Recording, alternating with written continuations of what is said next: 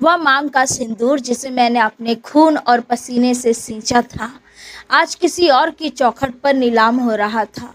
जब पुलिस वालों ने मुझे उस चमचमाते मंडप से धक्का देकर बाहर गिराया, तो मेरी फटी हुई साड़ी और घिस चुकी चप्पलें देखकर वहाँ खड़े अमीर लोग हंस रहे थे।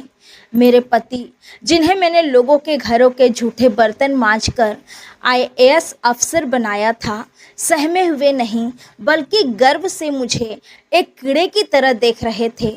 तभी अचानक उस भारी भीड़ में मेरे पति के वफादार बॉडीगार्ड ने चुपके से मेरे कांपते हुए हाथों में एक ऐसी चीज़ थमा दी जिसे देखते ही मेरी रूह कांप गई और मेरे पैरों तले ज़मीन खिसक गई। उस एक कागज़ के टुकड़े में एक ऐसा खौफनाक और रोने पर मजबूर कर देने वाला सच छिपा था जिसने मुझे अंदर तक चीर कर रख दिया। क्योंकि उस दिन आसमान में काले घने बादल छाए हुए थे, ठीक वैसे ही जैसे मेरी जिंदगी के ऊपर दुखों के काले बादल हमेशा से मंडराते रहे हैं। खिड़की से आती ठंडी हवा के झोंकों में भी मुझे एक अजीब सी तड़प महसूस हो रही थी। मुझे आज भी अच्छी तरह याद है जब राघव ने पहली बार मुझसे कहा था कि सुधा, अगर तुम मेरा साथ नहीं दोगी तो मैं इस दुनिया में कहीं का नहीं रहूँगा। राघव के उन शब्दों में एक अजीब सा दर्द था, एक ऐसी तड़प थी जिसने मेरे सीधे सरल और नासमझ दिल को पूरी तरह से पिघला कर रख दिया था।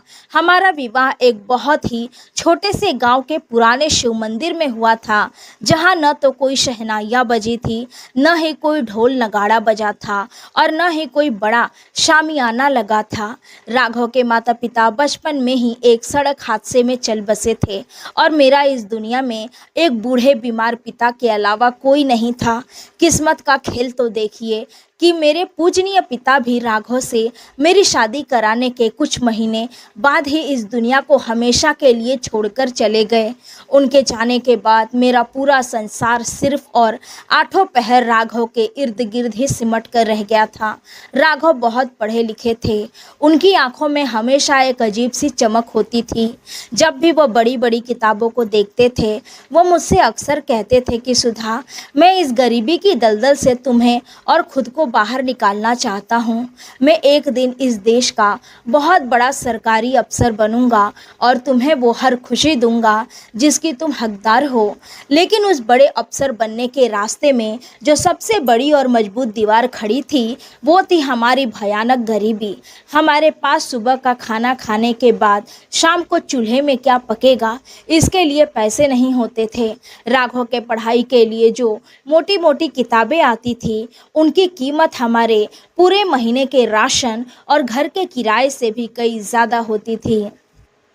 जब राघव ने एक शाम बहुत उदास होकर मुझसे कहा कि सुधा, मुझे आगे की तैयारी के लिए शहर जाना होगा और वहाँ एक बड़ी कोचिंग में दाखिला लेना होगा, तो मेरे पैरों तले ज़मीन खिसक गई। शहर का खर्चा, वहाँ रहने का कमरा, हर महीने का किराया और उस नामी कोचिंग की लाखों रुपए की फ़ीस, यह सब हमारे जैसे गरीब लोगों के लिए एक सुनहरे सपने जैसा था।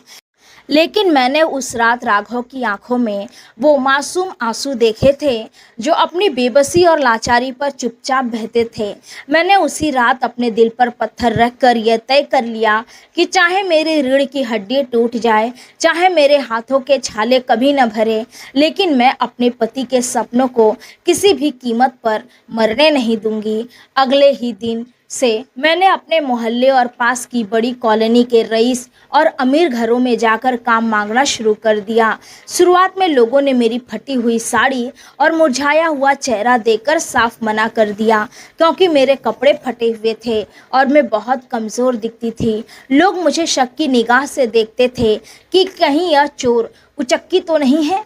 लेकिन जब मैंने रोते हुए एक बड़ी कोठी की मालकिन के पैर पकड़ लिए और उनसे गिड़गिड़ा कर कहा कि मालकिन, मुझे अपने पति की पढ़ाई और उनकी ज़िंदगी बनाने के लिए पैसों की सख्त ज़रूरत है, आप मुझसे चाहे जितना काम करवा लो, तो उन्होंने मेरे आंसुओं पर तरस खाकर मुझे अपने घर में झाड़ू पोछा और जूठे बर्तन मांजने का काम दे दिया।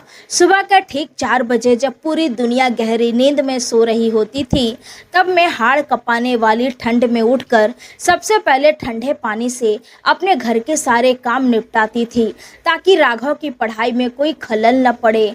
उसके बाद में एक के बाद एक 5 अलग-अलग कोठियों और घरों में जाकर झाड़ू पोछा करती थी। उन अमीर घरों के चमकदार संगमरमर के फर्श पर झुककर झाड़ू लगाते समय मेरी पीठ में असहनीय दर्द होता था। ऐसा लगता था जैसे मेरी रीढ़ की हड्डी अभी टूटकर बिखर जाएगी। लेकिन हर बार जब दर्द बर्दाश्त से बाहर होता, मैं राघव की उस मुस्कुराती हुई तस्वीर को याद कर लेती तो उन्होंने मुझे हमारी शादी के पहले दिन बड़े प्यार से दी थी। जूठे बर्तन साफ करते करते और लगातार सिर्फ साबुन के पानी में हाथ रहने के कारण मेरे हाथों की त्वचा पूरी तरह से कट चुकी थी। विम और डिटर्जेंट के तीखेपन से उंगलियों के जोड़ों में गहरे और लाल घाव हो गए थे, जिनमें हर वक्त एक अजीब सी जलन और तड़प होती रहती थी। जब मैं देर रात को बुरी तरह थककर घर लौटती तो राघव अक्सर लालटेन की मध्यम रोशनी में या टेबल लैंप के नीचे पढ़ाई में पूरी तरह डूबे रहते थे। वो मुझे देखते ही तुरंत अपनी किताबें बंद कर देते और मेरे सूजे हुए कटे फटे हाथों को अपने हाथों में लेकर फूट फूट कर रोने लगते थे। वो मेरे हाथों पर अपने आंसू बहाते हुए कहते थे कि सुधा, तुम्हारी इस तपस्या, इन आंसुओं और इस खून की एक एक बूंद का कर्ज मैं अपनी ज़िंदगी देकर चुकाऊंगा। जब मैं बड़ा अफसर बन जाऊंगा तो तुम्हें इस घर की ही नहीं बल्कि अपने दिल की रानी बनाकर रखूंगा। तुम्हें कभी ज़मीन पर पैर भी नहीं रखने दूंगा। राघव के मीठे और दिलासा देने वाले शब्द मेरे लिए किसी संजीवनी बूटी की तरह काम करते थे। मैं अपनी सारी शारीरिक थकान, बदन का दर्द और उंगलियों की जलन पल भर में भूल जाती थी और अगले दिन फिर से उसी नई ऊर्जा और जोश के साथ दूसरों के घरों का कचरा साफ करने और उनके नखरे उठाने निकल पड़ती थी। कई बार ऐसा होता था कि उन अमीर घरों के लोग रात का बचा हुआ बासी या खट्टा खाना मुझे दया करके दे देते थे। मैं वो खाना खुद कभी नहीं खाती थी, बल्कि उसे बहुत संभाल कर पन्नी में लपेटकर घर लाती थी ताकि राघव को रात में भूख लगे तो वो खा सके और मैं खुद नमक और सूखी रोटी चबाकर या सिर्फ पानी पीकर सो जाती थी ताकि राघव के हिस्से का दूध, फल और पौष्टिक खाना कभी कम न पड़े, क्योंकि उन्हें दिमाग का काम करना होता था। एक दिन की बात है, राघव की कोचिंग की अगली किस्त जमा करने की बिल्कुल आखिरी तारीख थी और अगर उस दिन पैसे जमा नहीं होते तो उनका नाम कोचिंग से काट दिया जाता। मेरे पास उस वक्त पूरे पैसे नहीं थे, काफ़ी कम पड़ रहे थे। मैंने अपनी एक मालकिन के सामने हाथ जोड़े, उनसे बहुत मिन्नतें की कि मुझे थोड़ा एडवांस दे दीजिए, लेकिन उन्होंने साफ मना कर दिया और उल्टा मुझ पर चोरी का झूठा इल्ज़ाम लगाकर डांटते हुए घर से बाहर निकाल दिया। उस दिन मैं सड़क किनारे धूल में बैठकर इतनी ज़ोर ज़ोर से रोई कि मेरा गला पूरी तरह बैठ गया था। मुझे लगने लगा था कि मेरी गरीबी के कारण राघव का वो खूबसूरत सपना हमेशा के लिए टूट जाएगा। तभी मैंने बिना कुछ सोचे समझे भारी मन से अपने कान के वो सोने के छोटे से झुमके उतारे जो मेरी स्वर्गीय माँ ने मुझे अपनी आखिरी निशानी और आशीर्वाद के तौर पर दिए थे। मैं भागती हुई एक सुनार की दुकान पर गई और अपनी माँ की आखिरी याद को बेहद कम और औने पौने दामों में बेच दिया। जब मैं रोती हुई और नंगे पैर वो पैसे लेकर राघव के पास पहुंची तो राघव मेरे सूने कान और पैसों को देखकर तुरंत समझ गए कि मैंने आज क्या खोया है। उन्होंने मुझे कसकर अपने सीने से लगा लिया और हम दोनों उस छोटे से अंधेरे कमरे में एक कोने में बैठकर घंटों रोते रहे, जहां हमारी सिसकियों के अलावा और कोई आवाज़ नहीं थी। वक्त अपनी रफ्तार से बीतता गया और राघव की दिन रात की मेहनत आखिरकार रंग लाने लगी। उन्होंने अपनी प्रारंभिक परीक्षा बहुत ही अच्छे अंकों से पास कर ली थी। पूरे मोहल्ले में सिर्फ हमारे ही घर में थोड़ी सी खुशी की लहर दौड़ी थी, लेकिन यह खुशी अपने साथ एक और बड़ी चिंता लेकर आई थी। अब राघव का मुख्य परीक्षा और उसके बाद होने वाले इंटरव्यू के लिए दिल्ली जाना था। दिल्ली जैसे बड़े और महंगे शहर में जाने का सीधा मतलब था कि अब और भी ज़्यादा पैसों की, नए कपड़ों की और रहने खाने की ज़रूरत होने वाली थी। मैंने बिना देर किए अपने काम के घंटे और ज़्यादा बढ़ा दिए। अब मैं सुबह और दोपहर में कोठियों में काम करने के साथ साथ रात के समय एक छोटी सी कपड़े की मिल में जाकर धागा काटने और सिलाई का काम करने लगी थी। मैं 24 घंटों में से मुश्किल से 2 या 3 घंटे ही सो पाती थी, वो भी कभी कभार। मेरी आंखें अंदर की तरफ धंस गई थी, आंखों के नीचे काले घेरे बन चुके थे, चेहरा पूरी तरह से बेरंग और काला पड़ चुका था और मेरा शरीर सिर्फ हड्डियों का एक ढांचा मात्र रह गया था। जब राघव दिल्ली जाने के लिए तैयार हुए तो रेलवे स्टेशन पर खड़े होकर उन्होंने भीड़ के बीच मेरा खुरदरा हाथ अपने हाथों में थामकर मेरी मांग के सिंदूर की कसम खाई थी। उन्होंने रूंधे हुए गले से कहा था कि सुधा, तुम्हारी यह महान तपस्या कभी बेकार नहीं जाएगी। मैं दिल्ली जा रहा हूँ, लेकिन मेरा दिल, मेरी आत्मा हमेशा यही तुम्हारी इस फटी हुई सूती साड़ी के आंचल में बंधी रहेगी। मैंने अपनी आंखों के आंसुओं को छिपाते हुए मुस्कुराकर अपनी रूखी उंगलियों से उनके गालों पर बहते आंसू पोंछे और कांपते हाथों से उन्हें ट्रेन में बिठाकर विदा कर दिया। शुरुआती कुछ महीनों में राघव का व्यवहार बिल्कुल वैसा ही था। वह हर हफ्ते मुझे पीसीओ से या किसी के फ़ोन से कॉल करते थे।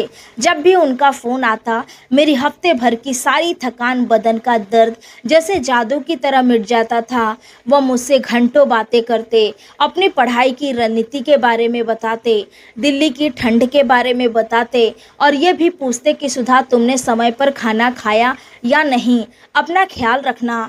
लेकिन जैसे जैसे समय आगे बढ़ता गया और महीने बीतते गए, उनके फ़ोन आने की संख्या धीरे धीरे कम होने लगी। पहले जो फ़ोन हर हफ्ते नियमित रूप से आता था, वह अब महीने में सिर्फ 1 या 2 बार ही आने लगा था। जब मैं खुद अपनी गाड़ी कमाई के पैसे बचाकर उन्हें फ़ोन करने की कोशिश करती तो उनका फ़ोन अक्सर व्यस्त आता था या फिर वो बहुत ही रूखे स्वर में यह कहकर तुरंत काट देते थे कि सुधा, मैं अभी बहुत व्यस्त हूँ, लाइब्रेरी में बैठा हूँ, बाद में बात करूँगा। मुझे अपने सीधे सादे भोलेपन में यही लगता था कि शायद देश की सबसे बड़ी परीक्षा का दबाव बहुत ज़्यादा है, इसीलिए वो मुझसे बात नहीं कर पा रहे हैं।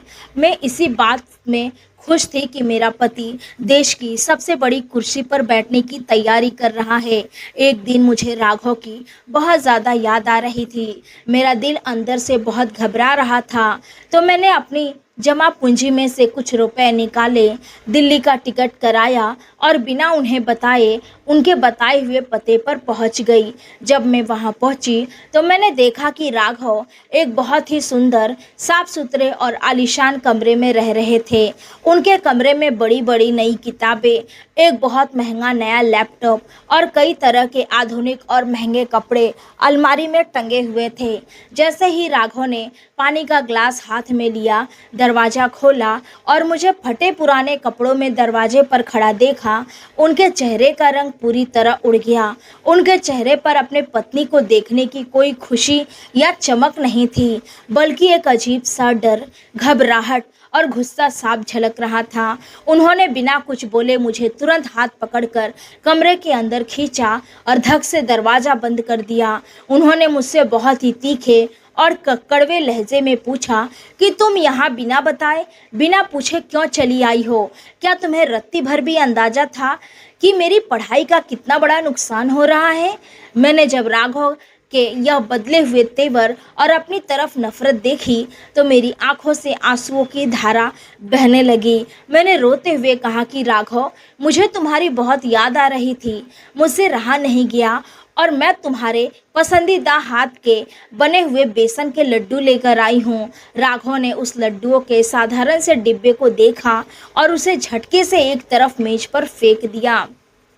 उन्होंने बहुत ही घमंडी आवाज में कहा कि सुधा, तुम अभी भी वही देहाती की देहाती ही रही, तुम्हारे अंदर कोई बदलाव नहीं आया।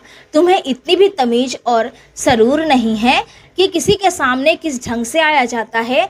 ज़रा देखो अपने इन गंदे कपड़ों को और अपनी इस सूरत को। अगर यहाँ दिल्ली में मेरे कोई दोस्त या सहपाठी आ गए तो मैं उन्हें क्या जवाब दूंगा कि यह मेरी पत्नी है।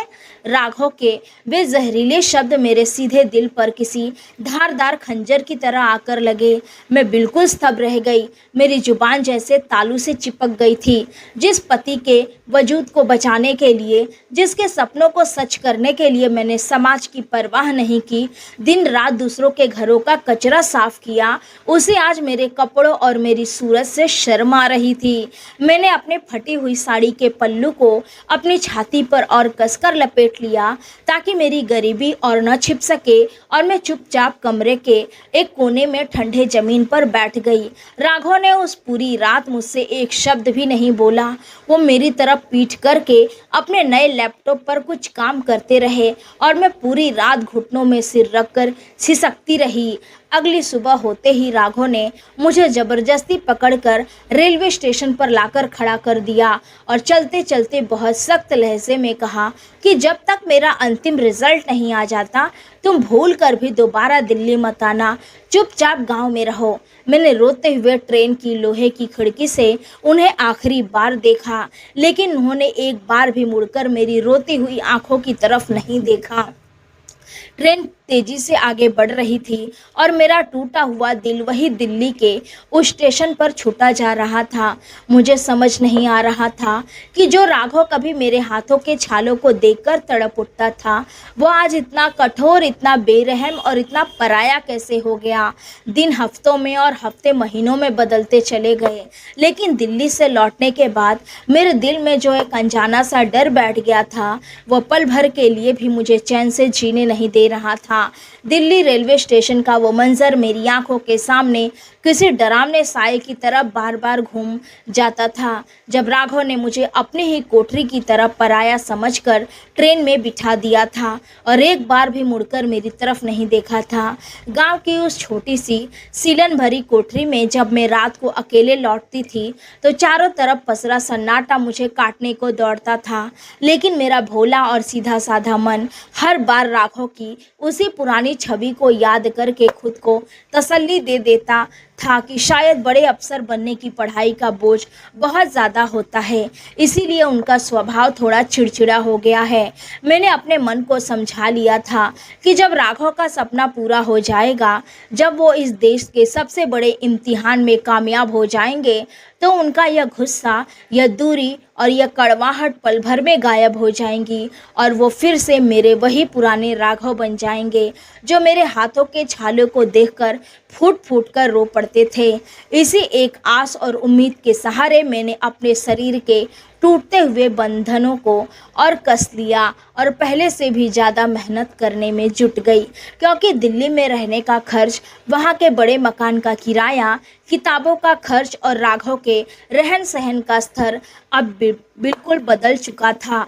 उसके लिए पहले से कई ज़्यादा पैसों की ज़रूरत थी। मैंने अपने काम करने के समय को और बढ़ा दिया। अब मैं सुबह के 4 बजे से लेकर देर रात के 1 बजे तक सिर्फ एक मशीन की तरह काम करते रहती थी। सुबह सुबह जब ओस की बूंद घास पर जमी होती थी और हाड़ कँपाने वाली ठंड में लोगों के घरों के दरवाजे भी नहीं खुलते थे, तब मैं ठंड पानी की बाल्टी और झाड़ू लेकर पहली कोठी के सामने खड़ी रहती थी। अमीर घरों की उन बड़ी बड़ी रसोइयों में जाकर जब मैं रात के जूठे और जमे हुए बर्तनों को साफ करती थी तो विम और साबुन के तीखे रसायन मेरे उंगलियों के पुराने जख्मों को फिर से हरा कर देते थे। उन जख्मों से कभी कभी खून की पतली लकीरें बहने लगती थी, लेकिन मैं अपने साड़ी के पल्लू से उस खून को पोंछकर फिर से रगड़ रगड़ कर बर्तन मांजने लगती थी, क्योंकि मुझे पता था कि अगर मैंने काम धीमा किया तो मालकिन डांट कर काम से निकाल देगी और अगर काम छूट गया तो दिल्ली में बैठे राघव की पढ़ाई के लिए पैसे कहाँ से जाएंगे। दोपहर के समय जब धूप अपने चरम पर होती थी तब मैं चिलचिलाती गर्मी में नंगे पैर या घिस चुकी चप्पल वालों को पहने हुए एक कोठी से दूसरी कोठी की तरफ भागती थी। दोपहर का झाड़ू पोछा खत्म करने के बाद मेरे पास सुस्ताने के लिए एक पल भी नहीं होता था। मैं सीधे उस कपड़े की मिल की तरफ दौड़ती थी, जहां मुझे रात की शिफ्ट में धागे काटने और फटे हुए कपड़ों की सिलाई का काम मिला था। उस मिल के अंदर कपड़ों के बारीक रेशे और धूल हर वक्त हवा में उड़ते रहते थे, जो सांस के जरिए मेरे फेफड़ों में चले जाते थे, जिससे मुझे हर वक्त एक सूखी और दर्दनाक खांसी होने लगी थी। कई बार खांसते खांसते मेरी छाती में असहनीय दर्द होता था, लेकिन मैं अपनी तकलीफ को दबाकर अपनी उंगलियों को सुई धागे पर चलाते रहती थी, क्योंकि हर एक कटे हुए धागे के बदले मुझे कुछ पैसे मिलते थे, जो राघव की किस्मत को सिलने के काम आने वाले थे। शुरुआती दिनों में जब राघव दिल्ली गए थे, तो वो हर शनिवार या रविवार को किसी तरह वक्त निकालकर मुझे फ़ोन करते थे। उस जमाने में जब भी गली के नुक्कड़ वाले पीसीओ के दुकानदार का लड़का दौड़ता हुआ हमारे घर आता और कहता कि सुधा दीदी, दिल्ली से जीजा जी का फ़ोन आया है, तो मेरे बेजान शरीर में जैसे बिजली सी दौड़ जाती थी। मैं अपने सारे काम, अपनी सारी थकान भूलकर नंगे पैर दौड़ती हुई उस दुकान पर पहुंचती थी और कांपते हाथों से जब फोन का रिसीवर कान से लगाती थी, तो राघव की आवाज़ सुनकर मेरी आंखों से खुशी के आंसू बहने लगते थे। राघव उस वक्त बहुत प्यार से बात करते थे। वह कहते थे कि सुधा, तुम वहाँ अपना ख्याल रख रही हो ना, समय पर खाना खाती हो ना, मुझे तुम्हारी बहुत याद आती है। यहाँ दिल्ली की पढ़ाई बहुत कठिन है, लेकिन जब भी मैं थक जाता हूँ, तुम्हारी उस हंसती हुई सूरत को याद कर लेता हूँ और फिर से पढ़ने बैठ जाता हूँ। राघव की ये बातें मेरे लिए किसी अमृत की तरह थी, जिन्हें पीकर मैं अगले 7 दिनों तक बिना थके, बिना रुके और बिना किसी शिकायत के हर दुख झेलने को तैयार हो जाती थी। लेकिन जैसे जैसे दिल्ली की चकाचौंध राघव पर अपना रंग चढ़ाने लगी, वैसे वैसे उन फोनों का आना कम होता चला गया। पहले तो फोन पर हर हफ्ते आता था, वह धीरे धीरे 15 दिनों में एक बार हुआ, फिर महीने में एक बार, और फिर ऐसा वक्त भी आया जब 2-2 महीने तक राघव का कोई अता पता नहीं होता था। जब मेरा दिल बहुत ज़्यादा घबराने लगता और मुझे रात को राघव के किसी अनिष्ट की आशंका होने लगती, तो मैं अपनी दिहाड़ी के पैसों में से कुछ सिक्के बचाकर खुद पीसीओ से उनके नंबर पर फ़ोन मिलाती थी। लेकिन अक्सर उनका फ़ोन या तो व्यस्त आता था या फिर घंटी बजते रहती थी और कोई उठाता नहीं था। कई बार जब बहुत मिन्नतें करने के बाद वो फ़ोन उठाते भी थे, तो उनकी आवाज़ में वो पुराना अपनापन और वो तड़प बिल्कुल नहीं होती थी। बिल्कुल एक अजीब सी बेरुखी और झुंझलाहट साफ महसूस होती थी। वो फ़ोन उठाते ही बहुत ठंडे और उखड़े हुए लहजे में कहते कि सुधा, मैंने तुम्हें कितनी बार समझाया है कि तुम मुझे बार बार फ़ोन करके परेशान मत किया करो। यहाँ दिल्ली में मेरा एक एक मिनट बहुत कीमती है। मैं यहाँ कोई आवारागर्दी नहीं कर रहा हूँ। दिन रात बड़ी बड़ी किताबों के बीच सिर खपाना पड़ता है। तुम्हारा यह रोज रोज का फ़ोन मेरी पढ़ाई की एकाग्रता को भंग कर देता है। जब मुझे वक्त मिलेगा मैं फ़ोन खुद कर लूँगा, अब फ़ोन रखो। इतना कहकर वो खट से फ़ोन काट देते थे और मैं उस कट चुके फ़ोन की आवाज़ को कान में लगाए वही पीसीओ की दुकान के बाहर भूत बनी खड़ी रह जाती थी। दुकानदार भी मुझे तरस और सहानुभूति की नज़रों से देखता था, जो मेरी बेबसी को और बढ़ा देता था। मैं चुपचाप अपना सिर झुकाकर वापस अपनी कोठरी की तरफ चल देती थी। रास्ते भर रोती थी और खुद को ही दोष देती थी कि हाँ, मैं ही कितनी मूर्ख हूँ। राघव इतनी बड़ी परीक्षा की तैयारी कर रहे हैं और मैं अपनी मामूली सी यादों को लेकर उन्हें परेशान करने चली जाती हूँ। मुझे उनका साथ देना चाहिए, ना कि उनके काम में बाधा बननी चाहिए। लेकिन पानी तब सिर से ऊपर गुजर गया जब राघव की तरफ से पैसों की मांग अचानक बहुत ज़्यादा बढ़ गई। एक दिन उनका पत्र आया जिसमें लिखा था कि उन्हें एक नए और बड़े कोचिंग के स्टडी मटेरियल की ज़रूरत है और उसके साथ ही दिल्ली के महंगे इलाके में एक शांत कमरा किराए पर लेना पड़ रहा है, क्योंकि पुराने कमरे में शोर बहुत होता है, जिसके लिए उन्हें तुरंत 50,000 रुपयों की आवश्यकता है 50,000 रुपये। उस जमाने में एक गरीब मजदूर औरत के लिए यह रकम किसी पहाड़ जैसी थी। मेरे पास जो भी जमा पूंजी थी वह सब मैं पहले से ही उनके पास भेज चुकी थी। अब मेरे पास एक फूटी कौड़ी भी नहीं बची थी। मैंने अपने उन कोठियों के मालिकों से हाथ जोड़कर रोकर एडवांस मांगना चाहा, लेकिन सबने अपने हाथ खड़े कर दिए। एक मालकिन ने तो यहाँ तक कह दिया कि सुधा, तुम हर महीने पैसे एडवांस मांगती हो, कहीं तुम यह पैसे किसी गलत काम में तो नहीं उड़ा रही हो। उनके इस लांछन ने मेरे आत्मसम्मान को अंदर तक झकझोर दिया, लेकिन मैं चुप रह गई क्योंकि मुझे राघव के लिए पैसे चाहिए थे। जब कहीं से कोई रास्ता नहीं सूझा तो मैंने उस जमीन के छोटे से टुकड़े को बेचने का फैसला किया जो मेरे पिताजी अपनी आखिरी निशानी के तौर पर मेरे लिए छोड़ गए थे। वो जमीन का टुकड़ा मेरे पिता की आत्मा की तरह था जिससे मेरी बचपन की याद जुड़ी थी, लेकिन अपने पति के भविष्य के सामने मुझे वो जमीन बहुत छोटी लगी। मैंने गांव के एक लालची साहूकार के पास जाकर वो जमीन बेहद कम दामों में औने पौने दाम पर बेच दी और जो पैसे मिले उन्हें बिना किसी देरी के मनी ऑर्डर के जरिए राघव के लिए दिल्ली वाले पते पर भेज दिया। पैसे भेजने के बाद मैंने राहत की सांस ली कि चलो अब राघव की पढ़ाई में कोई रुकावट नहीं आएगी। मुझे उम्मीद थी कि इतने पैसे मिलने के बाद राघव का कम से कम एक फ़ोन तो आएगा जिसमें वो कहेंगे कि सुधा, तुमने मेरी बहुत बड़ी मुश्किल हल कर दी। लेकिन कई हफ्ते गुजर जाने के बाद भी उधर से न कोई पत्र आया न ही कोई फ़ोन। मेरी आत्मा अंदर से चीख रही थी। मुझे लग रहा था कि दिल्ली की उस आंधी घाटी में मेरा राघव कहीं खोता जा रहा है। उनके इस मौन ने मुझे अंदर से खोखला करना शुरू कर दिया था। मेरी रातों की नींद उड़ चुकी थी और दिन का चैन खत्म हो चुका था। जब मुझसे यह बेरुखी और बर्दाश्त नहीं हुई तो एक रात मैंने तय किया कि चाहे जो हो जाए मैं खुद दिल्ली जाऊंगी और अपनी आंखों से देखूंगी कि राघव किस हाल में है। मैंने अपनी पूरी ज़िंदगी में कभी अकेले अपने गाँव और जिले से बाहर पैर नहीं रखा था। मुझे बड़े शहरों के रास्तों का कोई अंदाज़ा नहीं था, लेकिन एक पत्नी का व्याकुल दिल सारे डरों पर भारी पड़ गया। मैंने मिल के काम से 2 दिन की छुट्टी ली, अपनी सबसे साफ लेकिन पुरानी सूती साड़ी पहनी, अपने बिखरे हुए बालों को सलीके से बांधा और अपनी बची हुई मामूली रकम से दिल्ली का टिकट खरीद कर ट्रेन में बैठ गई। पूरी रात की उस थका देने वाली यात्रा में जहाँ ट्रेन के डिब्बे में पैर रखने की जगह नहीं थी, मैं एक कोने में खड़ी रही। ट्रेन के हिचकोलों के साथ मेरा दिल भी जोर जोर से धड़क रहा था। मेरे मन में बार बार वही सवाल उठ रहे थे कि राघव मुझे देखकर कैसे प्रतिक्रिया देंगे। क्या वो मुझे देखकर खुश होंगे या फिर से गुस्सा करेंगे। लेकिन मुझे विश्वास था कि जब वो देखेंगे कि उनकी पत्नी इतनी दूर से सिर्फ उनसे मिलने आई है तो उनका दिल पिघल जाएगा। अगली सुबह जब ट्रेन दिल्ली स्टेशन पर रुकी तो वहाँ की भीड़, शोर और ऊंची ऊंची इमारतों को देखकर मैं पूरी तरह सहम गई। मुझे कुछ समझ नहीं आ रहा था कि मुझे कहाँ जाना है। मैंने राघव के पत्र पर लिखे पते को एक कागज़ पर नोट कर रखा था। मैंने बड़ी मुश्किल से सहमे हुए कदमों से एक ऑटो वाले को वो पता दिखाया।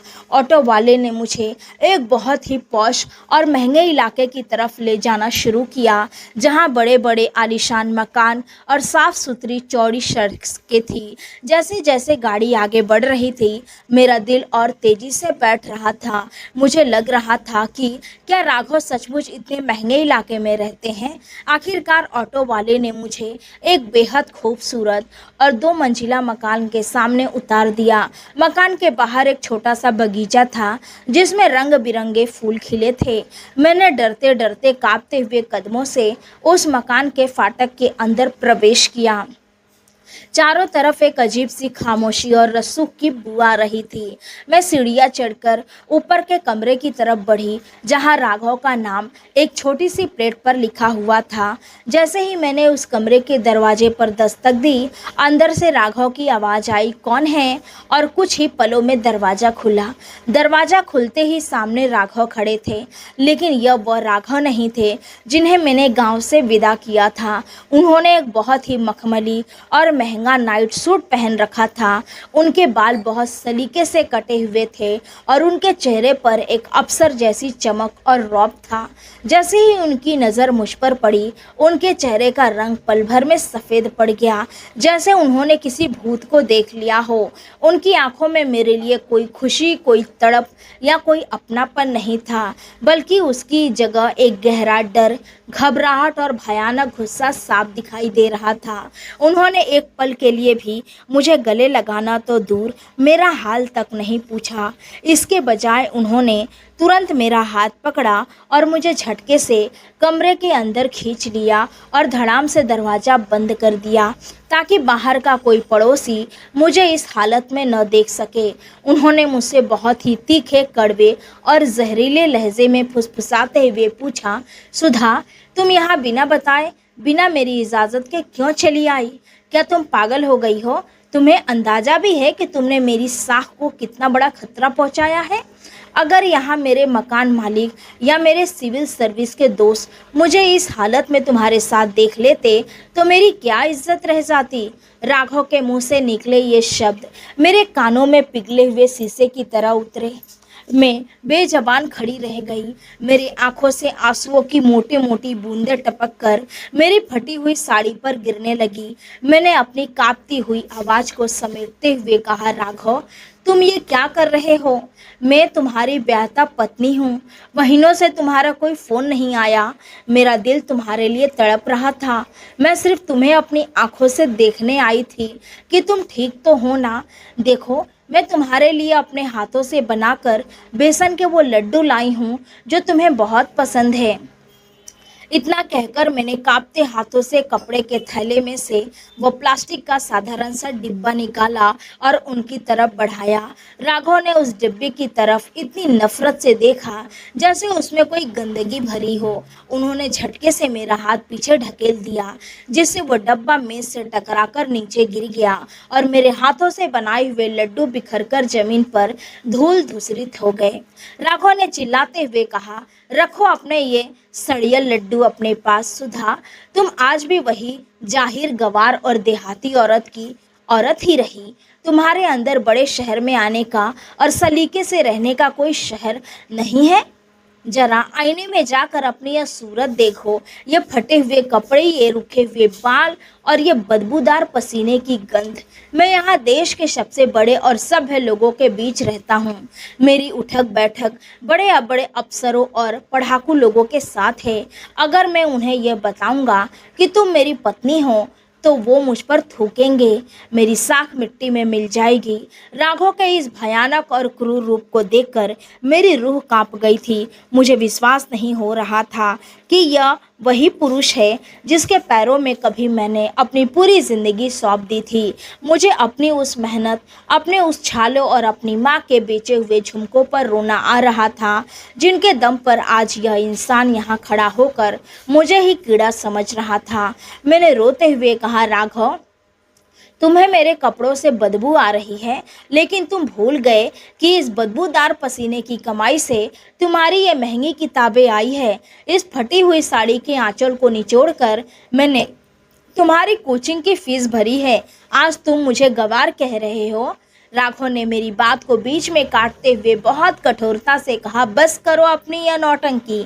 मुझे तुम्हारी यह भावुक बातें सुनने का कोई शौक नहीं है। तुमने जो किया वो एक पत्नी का कर्तव्य था, लेकिन इसका ये मतलब नहीं कि तुम मेरी ज़िंदगी का बोझ बन जाओ। मैं तुम्हें साफ साफ कह रहा हूँ, अभी इसी वक्त चुपचाप यहाँ से निकलो और अगली ट्रेन पकड़कर गांव वापस जाओ। जब तक मेरा मेंस का रिज़ल्ट और इंटरव्यू ख़त्म नहीं हो जाता, तुम भूल कर भी दोबारा दिल्ली की तरफ रुख मत करना, वरना मुझसे बुरा कोई नहीं होगा। उन्होंने मेरी एक न सुनी। मुझे रोते बिलखते हुए कमरे के एक कोने में छोड़ दिया और खुद अलमारी से अपने महंगे कपड़े निकालकर बाथरूम की तरफ चले गए।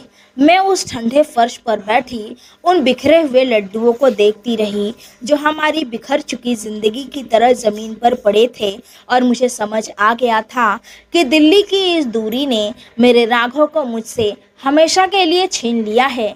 दिल्ली की उस भयानक और ठंडी रात के बाद जब मैं वापस अपने गांव की इस टूटी फूटी कोठरी में लौटी तो मेरा पूरा वजूद अंदर से बिखर चुका था। राघव के वे कड़वे और जहरीले शब्द मेरे कानों में 24 घंटे किसी हथौड़े की तरह बजते रहते थे कि तुम अनपढ़ हो, गंवार हो, देहाती हो, तुम्हारे कपड़ों से पसीनों की बदबू आती है। मैं रात रात भर जागकर अपनी उन रूखी और कटी फटी उंगलियों को देखती थी जिन्हें रगड़ रगड़ कर मैंने दूसरों के घरों के जूठे बर्तन साफ किए थे ताकि राघव के लिए दिल्ली की महंगी किताबें आ सके। मेरा मन बार बार चीख कर कहता था कि क्या पढ़ाई इंसान को इतना अंधा और बेरहम बना देती है कि उसे अपनी ही पत्नी एक कीड़े मकोड़े जैसी लगने लगे। लेकिन मेरे अंदर की भारतीय नारी और मेरा निश्चल प्रेम हर बार राघव के इस क्रूर व्यवहार का दोष उनकी पढ़ाई के मानसिक तनाव को दे देता था। मैंने अपने आंसुओं को पी लिया और एक बार फिर अपनी उस पुरानी दिनचर्या में जुट गई क्योंकि मुझे पता था कि राघव का इंटरव्यू अभी बाकी था और उन्हें अब भी मेरे भेजे हुए पैसों की ज़रूरत है। मैंने अपने आत्मसम्मान को एक कोने में बांध कर रख दिया और पहले से भी ज़्यादा मेहनत करने लगी, जैसे मेरा शरीर कोई हाड़ मांस का ढांचा न होकर लोहे की कोई बेजान मशीन हो। दिन अपनी कछुआ चाल से बीतते रहे और आखिरकार वो सुबह भी आ गई जिसका इंतज़ार मैंने अपनी ज़िंदगी की हर एक पल को दांव पर लगाकर किया था। उस दिन सुबह से ही मौसम में एक अजीब सी हलचल थी। मैं हमेशा की तरह अपनी तीसरी मालकिन के आलीशान घर के बड़े से दीवान खाने में घुटनों के बल बैठकर पोछा लगा रही थी। सामने दीवार पर एक बहुत बड़ा रंगीन टेलीविज़न चल रहा था जिस पर सुबह से ही देश की सबसे कठिन परीक्षा यानी यूपीएससी के अंतिम परिणामों की घोषणा होने की खबरें आ रही थी। न्यूज़ एंकर बहुत तेज आवाज़ में बोल रहा था कि कुछ ही पलों में देश को नए प्रशासनिक अधिकारी मिलने वाले हैं। मेरा दिल बहुत ज़ोर ज़ोर से धड़क रहा था। मेरी उंगलियों ने पोछे के कपड़े को इतनी कसकर पकड़ कर रखा था कि मेरी उंगलियों के पोर सफ़ेद पड़ गए थे। मैं मन ही मन भगवान शिव से प्रार्थना कर रही थी कि हे भोलेनाथ, मेरे राघव की मेहनत को सफल करना। उन्होंने दिन रात एक किया है। तभी अचानक न्यूज़ एंकर ने एक ज़ोरदार आवाज़ के साथ देश के टॉपर्स की सूची पढ़नी शुरू की और स्क्रीन पर बड़े बड़े अक्षरों में राघव का नाम और उनकी तस्वीर उभर आई। एंकर चिल्ला रहा था कि राघव ने पूरे देश में बहुत ही शानदार रैंक हासिल की है और वो अब इस देश के नए गौरवशाली आईएएस अफसर बन चुके हैं। राघव का नाम सुनते ही मेरे हाथ से पानी से भरी बाल्टी छूट गई और सारा गंदा पानी उस महंगे संगमरमर के फर्श पर फैल गया। मैं अपनी जगह पर जड़ हो गई। मेरे आंखों से आंसुओं का एक ऐसा सैलाब उमड़ा जो रुकने का नाम ही नहीं ले रहा था। मेरी छाती के अंदर एक ऐसी चीख उठी जो खुशी, दर्द, राहत और गर्व का एक अजीब सा मिश्रण थी। मैं पागलों की तरह वहीं फर्श पर बैठ गई और ज़ोर ज़ोर से रोने और हंसने लगी। कोठी की मालकिन दौड़ते हुए आई और फर्श पर फैले पानी को देखकर मुझ पर चिल्लाने लगी, सुधा, ये क्या बदतमीजी है? सारा फर्श गंदा कर दिया। तुमने काम करने की तमीज नहीं है क्या? लेकिन उस दिन मुझे किसी की डांट, किसी के गुस्से या दुनिया के किसी नियम की कोई परवाह नहीं थी। मैंने रोते हुए मालकिन से कहा, मालकिन देखिए, टीवी पर देखिए, वो मेरे राघव हैं, मेरे पति। वो देश के सबसे बड़े अफसर बन गए हैं। मेरी तपस्या पूरी हो गई मालकिन। मालकिन ने मुझे अविश्वास और थोड़ी नफरत भरी नज़रों से देखा और कहा, पागल हो गई है क्या? कहाँ वो बड़े अफसर और कहाँ तुम जैसी बर्तन मांजने वाली गंवार औरत। चलो अपना तामझाम उठाओ और यहाँ से निकलो। मैंने अपना सामान उठाया और नंगे पैर भागती हुई अपनी उस छोटी सी कोठरी की तरफ दौड़ पड़ी। रास्ते भर लोग मुझे पागलों की तरह भागते हुए देख रहे थे, लेकिन मेरे पैरों में जैसे पंख लग गए थे। मैं सोच रही थी कि अब हमारी गरीबी के सारे दिन खत्म हो गए। अब राघव मुझे लेने आएंगे। अब वो मुझे कभी उस गंदे फर्श पर पोछा लगाने नहीं देंगे। कोठरी में पहुंचकर मैंने सबसे पहले भगवान की तस्वीर के सामने माथा टेका और अपनी बची खुची सुगंधित अगरबत्ती जलाई। मेरा पूरा ध्यान सिर्फ और सिर्फ मेरे उस छोटे से मोबाइल फ़ोन पर था जो मैंने बहुत मुश्किल से सेकंड हैंड खरीदा था ताकि राघव का फ़ोन आ सके। मुझे पूरा यकीन था कि इतनी बड़ी कामयाबी के बाद राघव सबसे पहले अपनी सुधा को फ़ोन करेंगे, जिसके पसीने की खुशबू ने उनके किताबों के बोझ को हल्का किया था।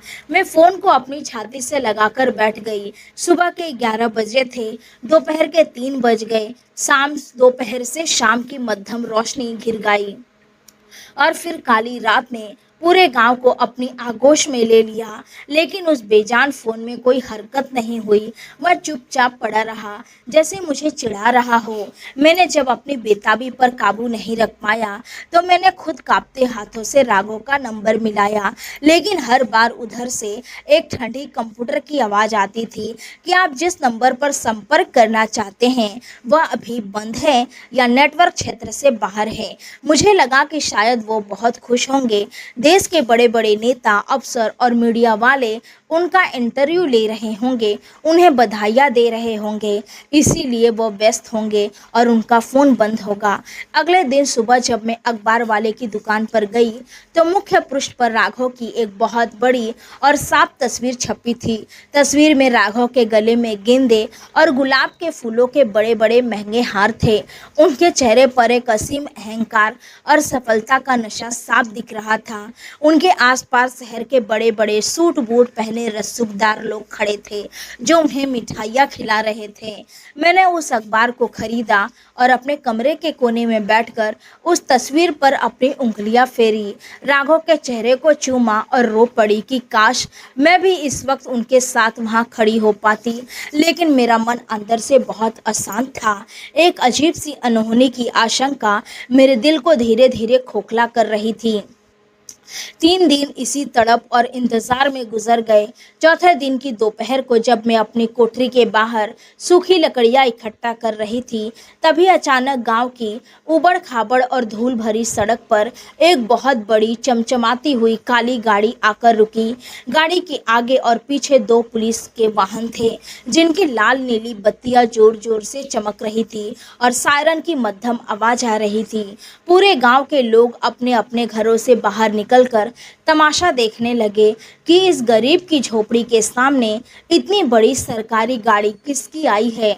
मेरी धड़कनें इतनी तेज हो गई कि ऐसा लगा जैसा मेरा कलेजा अभी सीना चीरकर बाहर आ जाएगा। मेरी आंखों से खुशी के आंसू आ गए कि देखो, मेरा राघव अपनी प्रतिज्ञा पूरी करके अपनी पत्नी को लेने आ गया है।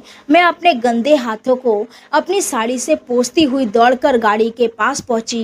गाड़ी का दरवाज़ा खुला और उसमें से राघव उतरे। उन्होंने एक बेहद महंगा चमकीला सूट पहन रखा था, आंखों पर काला चश्मा था और उनके चलने के अंदाज में एक अजीब सा रौब और घमंड था। उनके उतरते ही 2 वर्दीधारी पुलिस वाले उनके आगे पीछे खड़े हो गए। राघव के चेहरे पर गांव की इस मिट्टी या अपनी इस कोठरी को देखकर कोई भावुकता नहीं थी। मैं अपनी सुध-बुध खोकर जैसे ही उनके पैर छूने के लिए नीचे झुकी, उन्होंने बहुत ही रूखेपन से अपने पैर पीछे खींच लिए और हवा में हाथ उठाकर मुझे पीछे हटने का इशारा किया, जैसे मैं कोई अछूत या गंदगी हूँ। उन्होंने अपनी आंखों से वह काला चश्मा हटाया और बहुत ही ठंडे, भारी और अजनबी लहजे में कहा, सुधा, तमाशा मत करो, अंदर चलो, मुझे तुमसे कुछ बहुत ज़रूरी और आखिरी बात करनी है। उनके इस बर्ताव से मेरे अंदर का सारा उत्साह पल भर में जम गया। मैं सहमी हुई बिल्ली की तरह उनके पीछे पीछे अपने ही कोठरी के अंदर आ गई। पुलिस वाले बाहर दरवाजे पर पहरा देने लगे। कमरे के अंदर आते ही राघव ने चारों तरफ दीवारों पर जमी जालों और टूटे हुए चूल्हे को इतनी नफरत से देखा जैसे उन्हें उस जगह पर सांस लेने में भी घिन आ रही हो। उन्होंने जेब से रुमाल निकालकर अपनी नाक पर रख लिया। मैंने कांपती आवाज़ में पूछा, राघव, तुम आ गए? मुझे पता था तुम ज़रूर आओगे। तुमने तो कमाल कर दिया। पूरे देश में तुम्हारा नाम हो रहा है। तुम बैठो, मैं तुम्हारे लिए पानी लाती हूँ, राघव ने बहुत ही कठोर आवाज़ में कहा। पानी वानी की कोई ज़रूरत नहीं है सुधा, मेरे पास वक्त बहुत कम है। मैं यहाँ कोई पारिवारिक गपशप करने नहीं आया हूँ। इतना कहकर उन्होंने अपने सूट की अंदरूनी जेब से एक सफ़ेद रंग का लंबा कागज़ निकाला और उसे बहुत ही बेरहमी से उस टूटी हुई लकड़ी के मेज पर पटक दिया। मैंने उस कागज़ की तरफ देखा, उस पर बड़े बड़े अक्षरों में कोर्ट और तलाक के कानूनी शब्द लिखे हुए थे। मेरी आंखों के सामने एक गहरा अंधेरा छा गया। ऐसा लगा जैसे किसी ने मेरे सिर पर बहुत भारी पत्थर दे मारा हो।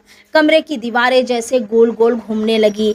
मैंने कांपती हुई उंगलियों से उस कागज़ को छुआ और राघव की तरफ देखा, जो बिल्कुल पत्थर की मूरत बन खड़े थे। मैंने रूंधे हुए गले से पूछा, राघव, ये क्या है? इस कागज़ पर क्या लिखा है? मेरी आंखों से वैसे भी अनपढ़ थी।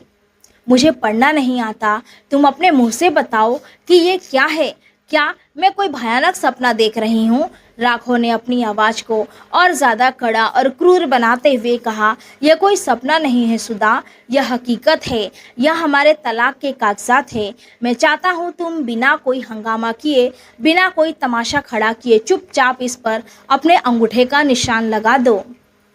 मैं एक आईएएस अफसर हूँ। मैं कानून को अच्छी तरह जानता हूँ। अगर तुम सीधे साधे इस पर दस्तखत या अंगूठा लगा दोगी तो मैं तुम्हें मुआवजे के तौर पर इतने पैसे दे दूंगा कि तुम्हें अपनी पूरी ज़िंदगी में कभी किसी के घर झाड़ू पोछा नहीं करना पड़ेगा। तुम शहर में एक अच्छा सा छोटा मकान खरीद लेना और आराम से रहना। राघव के मुंह से ये शब्द ही मेरी आत्मा जैसे हजारों टुकड़े बिखर गई। मुझे विश्वास नहीं हो रहा था कि यह वही इंसान है जिसने इसी कोठरी में बैठकर मुझसे कहा था कि सुधा, तुम्हारे इस खून और पसीने का कर्ज मैं अपनी ज़िंदगी देकर चुकाऊंगा। मैंने चिल्लाते हुए कहा, राघव, तुम होश में तो हो? तुम भगवान से तो डरो। मैं तुम्हारी बेहतर पत्नी हूँ। अग्नि के सामने तुमने मेरे साथ 7 फेरे लिए थे। जब तुम्हारे पास किताबें खरीदने के पैसे नहीं थे तब मैंने अपनी माँ के आखिरी झुमके बेच दिए थे। जब तुम्हारी कोचिंग की फीस कम पड़ रही थी तो मैंने रात रात भर मिल में धागे काटे थे। आज तुम अफसर बन गए तो तुम मुझे इस कागज़ के टुकड़े से अपनी ज़िंदगी से बेदखल कर रहे हो। राघव ने बहुत ही बेरहमी और हिकारत से हंसते हुए कहा, पत्नी सुधा, जरा अपने आप को आईने में देखो। क्या तुम किसी भी कोण से एक आईएएस अफसर की पत्नी दिखने के लायक हो? तुम अनपढ़ हो, गंवार हो। तुम्हें ठीक से 2 शब्द हिंदी के बोलने नहीं आते। कपड़ों के नाम पर तुम ये फटी हुई साड़ी लपेटकर घूमती हो। मैं अब इस देश का एक बहुत बड़ा प्रशासनिक अधिकारी हूँ। मुझे बड़े बड़े मंत्रियों के साथ बैठना है, विदेशी दौर पर जाना है, बड़े बड़े वीआईपी लोगों के साथ पार्टियों में शामिल होना है। अगर मैं तुम्हें अपने साथ लेकर दिल्ली या किसी बड़े शहर में जाऊँगा तो समाज में मेरी क्या इज्जत रह जाएगी? लोग पीठ पीछे मुझ पर हंसेंगे कि देखो, इतना बड़ा अफसर और इसकी पत्नी एक गंवार नौकरानी जैसी है। मेरी साख, मेरी करियर सब मिट्टी में मिल जाएगा। मेरी सहकर्मी स्वाति, जो खुद एक बहुत बड़े घराने की लड़की है, पढ़ी लिखी है और खुद एक आईएएस अफसर है, वह मेरी असली जीवन साथी बनने के काबिल है। हम दोनों बहुत जल्द शादी करने वाले हैं। राघव का यह घमंडी और एहसान फरामोश रूप देखकर मेरे अंदर की लाचार औरत जैसे मर गई।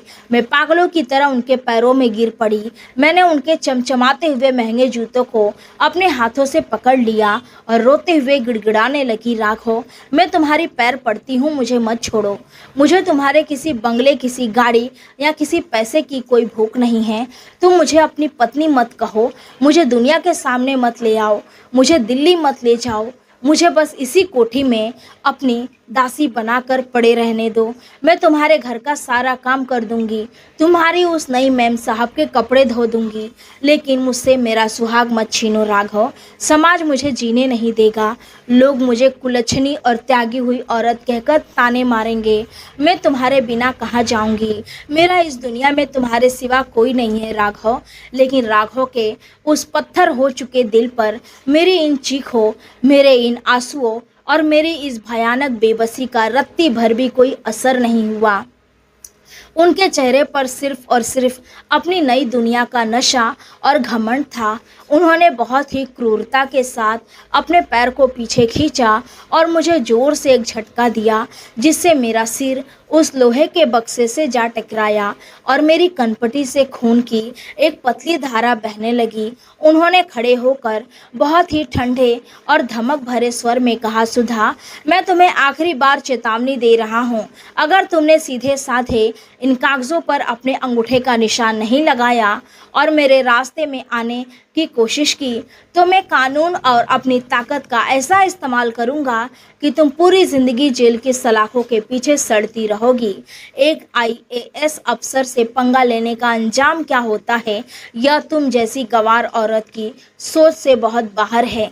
वो बिना मेरी कोई बात सुने मुझे फर्श पर खून से लथपथ और तड़पता हुआ छोड़कर अपनी उस बड़ी काली गाड़ी में बैठकर धूल उड़ाते हुए चले गए और मैं वहीं उस अंधेरे कमरे में अकेली अपनी किस्मत पर रोती रह गई। राघव के जाने के बाद कोठरी की वो ठंडी जमीन जैसे मेरे आंसुओं से पूरी तरह भीग चुकी थी। कनपटी से बहता हुआ खून अब सूख कर काले निशान में बदल चुका था, लेकिन उस शारीरिक चोट से कई ज़्यादा गहरा और जानलेवा जख्म मेरे उस आत्मसम्मान पर लगा था, जिसे मैंने राघव के कदमों में हमेशा के लिए बिछा दिया था। कई दिनों तक मैं उस अंधेरे कमरे में भूखी प्यासी एक मरे हुए परिंदे की तरह पड़ी रही। गांव के कुछ रहमदिल लोगों ने मुझे समझाने की कोशिश की। कुछ ने कहा कि सुधा, वह अब बड़ा अफसर बन गया है, अब वह तुम्हारे हाथ नहीं आएगा। तुम चुपचाप सरकार से मिलने वाले पैसे ले लो और अपनी अलग ज़िंदगी बसा लो। लेकिन मेरा मन इस अन्याय को स्वीकार करने के लिए कतई तैयार नहीं था। क्या इस देश का कानून इतना कमज़ोर है कि कोई अपनी सफलता के नशे में चूर होकर एक बेबस औरत की ज़िंदगी को उस तरह कुचल दे? क्या एक अनपढ़ औरत होना इस समाज में इतना बड़ा गुनाह है कि उसकी वफादारी, उसके त्याग और उसके पसीने की कोई कीमत ही न रहे? मैंने तय कर लिया कि मैं इस तरह घुट घुट कर हार नहीं मानूंगी। मैंने अपनी सुलगती हुई आत्मा को समेटा और कानून का दरवाज़ा खटखटाने के लिए शहर की तरफ रुख किया। मैं सबसे पहले हमारे जिले के मुख्य पुलिस स्टेशन पहुंची। वहां की बड़ी और डरावनी इमारत को देखकर मेरे पैर कांप रहे थे, लेकिन मेरे अंदर का दर्द मुझे आगे ढकेल रहा था। मैं थाने के अंदर गई और वहां बैठे एक बड़े दरोगा के सामने हाथ जोड़कर खड़ी हो गई। मैंने रोते हुए अपनी पूरी कहानी सुनाई कि कैसे मैंने राघव को पढ़ाया और कैसे वो आज मुझे छोड़कर दूसरी शादी कर रहे हैं। लेकिन दरोगा ने जैसे ही राघव का नाम और उनका पद सुना, उसके चेहरे के भाव पल भर में बदल गए। उसने मुझे ऊपर से नीचे की तरफ नफरत से देखा और अपनी मेज पर हाथ मारकर चिल्लाया, ए औरत, होश में तो हो? जानती है तू किसका नाम ले रही है? श्री राघव जी इस जिले के नहीं बल्कि पूरे प्रदेश के होने वाले बड़े आईएएस अफसर हैं। उनके ससुर बनने वाले साहब की पहुंच ऊपर तक है। तू जैसी बर्तन मांजने वाली गंवार औरत उन पर झूठा इल्ज़ाम लगाकर पैसे ऐंठना चाहती है। भाग यहाँ से, वरना सरकारी काम में बाधा डालने और एक बड़े अफसर को बदनाम करने के जुल्म में तुझे इसी वक्त जेल की कोठरी में बंद कर दूंगा। मैं रोती रही, गिड़गिड़ाती रही, उनके पैर पकड़े, लेकिन उस वर्दी वाले के दिल में एक गरीब के लिए कोई जगह नहीं थी। उसने 2 सिपाहियों को इशारा किया और उन्होंने मुझे बाह से पकड़कर जबरदस्ती थाने के फाटक से बाहर फेंक दिया। जब कानून के रखवालों ने ही मुझे धुतकार दिया तो मेरा भरोसा इस पूरी दुनिया से उठने लगा। लेकिन मुझे पता चला कि राघव की शादी की तारीख बिल्कुल नज़दीक आ चुकी है। वह शहर के सबसे बड़े आलीशान और 5 सितारा होटल द रॉयल पैलेस में होने वाली थी। शादी का कार्ड तो मुझे नहीं मिला था, लेकिन पूरे शहर में उस शादी की चर्चा किसी त्योहार की तरह हो रही थी, क्योंकि एक आईएएस अफसर दूसरे आईएएस अफसर से शादी करने जा रहा था। स्वाति के पिता ने उस शादी में पानी की तरह पैसा बहाया था। चारों तरफ बड़े बड़े होर्डिंग्स लगे थे जिन पर राघव और स्वाति की हंसती हुई तस्वीरें थीं। उन तस्वीरों को देखकर मेरा कलेजा अंदर से जल जाता था। मैंने तय किया कि अगर मुझे कहीं न्याय नहीं मिला तो मैं सीधे उस शादी के मंडप में जाऊंगी, जहां भगवान को साक्षी मानकर राघव किसी और की मांग में सिंदूर भरने वाले थे। मैं दुनिया के सामने चीख कर अपना हक मांगूंगी, भले ही उसके बाद मुझे मौत क्यों न मिल जाए।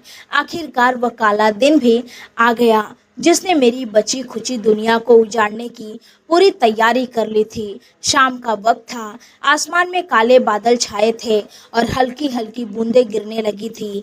मैंने अपनी वही पुरानी घिस चुकी सूती साड़ी पहनी जो मैं अक्सर काम करते वक्त पहनती थी। मैंने अपने चेहरे को साफ किया, अपनी आंखों के आंसुओं को पोंछा और अपनी मांग में थोड़ा सा सिंदूर लगाया, वो सिंदूर जो राघव ने कभी मेरे माथे पर सजाया था। मैं लड़खड़ाते कदमों से उस बड़े होटल की तरफ चल पड़ी। जब मैं होटल के मुख्य द्वार के पास पहुंची तो वहां का नज़ारा देखकर मेरी आंखें चौंधिया गई। पूरा होटल हजारों रंग बिरंगी रोशनियों से नहाया हुआ था। मुख्य सड़क से लेकर होटल के अंदर तक महंगे फूलों के तोरण द्वार बनाए गए थे। एक से बढ़कर एक महंगी और चमचमाती गाड़ियां वहां आकर रुक रही थी, जिनमें से रेशमी कपड़े, हीरो के हार और सूट बूट पहने अमीर लोग उतर रहे थे। हर तरफ अट्ठास था, शहनाइयों की गूंज थी और रईस का भयंकर प्रदर्शन था। होटल के मुख्य दरवाजे पर कड़ा पहरा था। काले सूट पहने लंबे चौड़े बाउंसर और पुलिस के कड़े सुरक्षाकर्मी हर एक मेहमान का आमंत्रण पत्र देख रहे थे। मेरी जैसे फटी हाल औरत को वहां सीधे अंदर जाने की इजाजत मिलना नामुमकिन था। मैं गेट के पास एक बड़े पेड़ के ओट में छिपकर खड़ी हो गई और अंदर घुसने का रास्ता ढूंढने लगी। तभी मेहमानों की एक बहुत बड़ी टोली जो किसी बड़े नेता के परिवार की लग रही थी, गाड़ी से उतरी। उनके आसपास बहुत भीड़ थी। मैंने बिना वक्त गवाए अपनी साड़ी का पल्लू कसकर सिर पर ओढ़ा और उस अमीर भीड़ के बीच में इस तरह छिप गई कि सुरक्षा कर्मियों की नज़र मुझ पर नहीं पड़ी।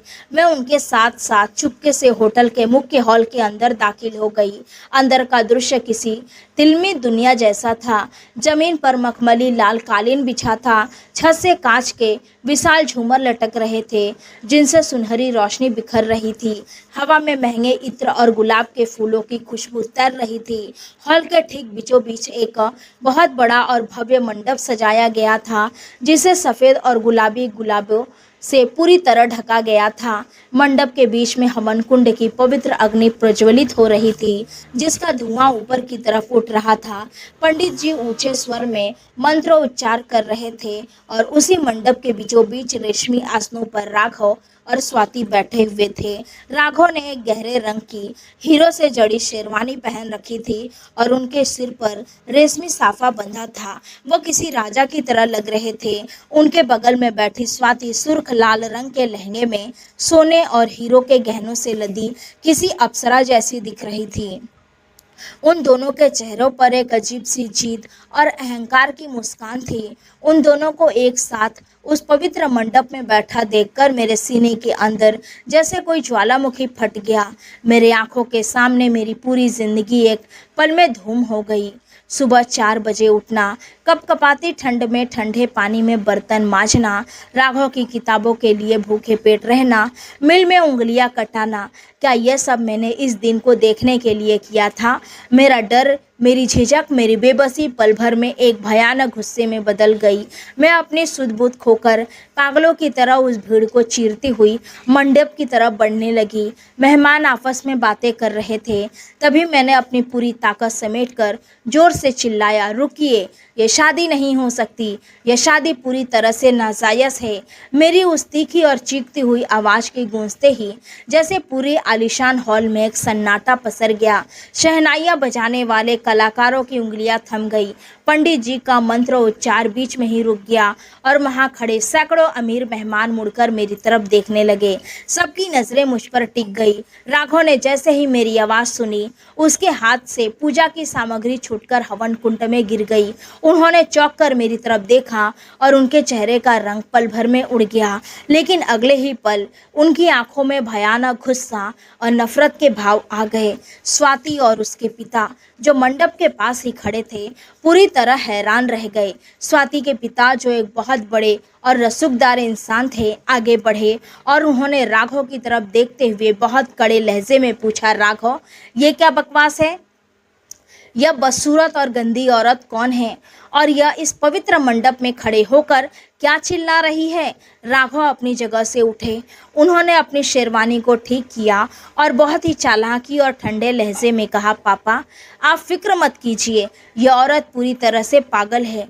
यह हमारे गांव के इलाके की रहने वाली है और इसका मानसिक संतुलन ठीक नहीं है। यह अक्सर बड़े बड़े अमीर लोगों की शादियों में और कार्यक्रमों में घुस जाती है और ऐसे ही झूठे इल्ज़ाम लगाकर पैसे ऐंठने की कोशिश करती है। सिक्योरिटी, कहाँ मर गए तुम लोग? इस पागल औरत को अंदर किसने आने दिया? बाहर निकालो इसे। राघव के मुंह से यह भयानक और क्रूर झूठ सुनकर मेरी रूह कांप गई। मेरी आंखों से आंसुओं की धार बहने लगी, लेकिन मैंने पीछे हटने से इनकार कर दिया। मैंने मंडप की तरह हाथ उठाकर जोर से कहा, राघव तुम अपनी सफलता के नशे में इतने अंधे हो गए हो कि भगवान की इस पवित्र अग्नि के सामने भी इतना बड़ा झूठ बोल रहे हो। तुम मुझे पागल कह रहे हो। मैं तुम्हारी कानूनी ब्याहता पत्नी हूँ सुधा। तुमने मेरे साथ गांव के मंदिर में 7 फेरे लिए थे। भूल गए वो दिन जब तुम्हारे पास कोचिंग की फीस भरने के पैसे नहीं थे और मैंने अपनी माँ के आखिरी झुमके बेच दिए थे। देखो मेरे इन हाथों को, इन्हें अमीर घरों में मांझ मांझ कर मैंने तुम्हें इस IAS की कुर्सी तक पहुँचाया है। आज तुम मुझे पूरी दुनिया के सामने पागल कह रहे हो ताकि तुम इस अमीर लड़की से शादी कर सको। मेरी ये बातें सुनकर वहाँ खड़े मेहमानों के बीच कानाफूसी शुरू हो गई। कुछ लोग राघव की तरह शक की निगाह से देखने लगे। यह देखकर स्वाति के पिता का गुस्सा 7वें आसमान पर पहुँच गया। उन्होंने वहाँ तैनात पुलिस अधिकारियों को जोर से डांटते हुए कहा, क्या देख रहे हो तुम लोग?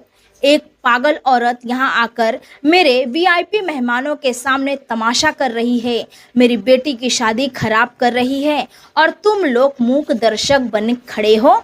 इसे अभी इसी वक्त घसीटते हुए बाहर फेंको, वरना मैं तुम सबकी नौकरी खतरे में डाल दूंगा।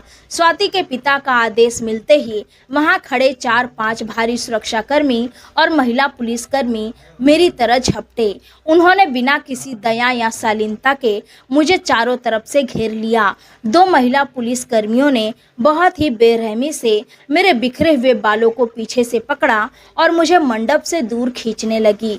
मैंने बहुत विरोध किया। मैंने अपने पैर कालीन में गड़ाने की कोशिश की। मैंने राघव का नाम पुकारते हुए कहा, राघव मुझे मत छोड़ो, भगवान के लिए ऐसा अनर्थ मत करो, ये मेरी जिंदगी का सवाल है। लेकिन राघव चुपचाप खड़े रहे। उनके चेहरे पर एक क्रूर संतुष्टि थी, जैसे उनके रास्ते का कांटा साफ हो रहा हो।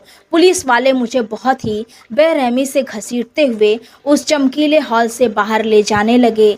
मेरी साड़ी का पल्लू खुल चुका था। मेरी चप्पलें वही हॉल के बीच में छूट गई। वहाँ खड़े अमीर मेहमान मुझे ऐसे देख रहे थे जैसे मैं कोई अछूत, कोई भयानक अपराधी या कोई कीड़ा हूँ जो उनकी इस सुंदर दुनिया को गंदा करके आया है।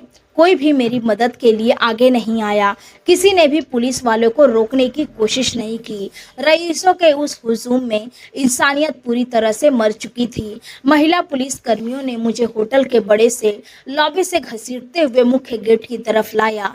बारिश अब बहुत तेज हो चुकी थी। जैसे ही वो मुझे मुख्य फाटक से बाहर लेकर आई, उन्होंने बहुत ही क्रूरता के साथ मुझे सड़क के तीखे पत्थरों पर धक्का दे दिया। मैं बहुत जोर से ज़मीन पर गिरी। पत्थरों की चोट से मेरी कोहनी और घुटनों की त्वचा छिल गई और वहाँ से ताज़ा खून बहने लगा।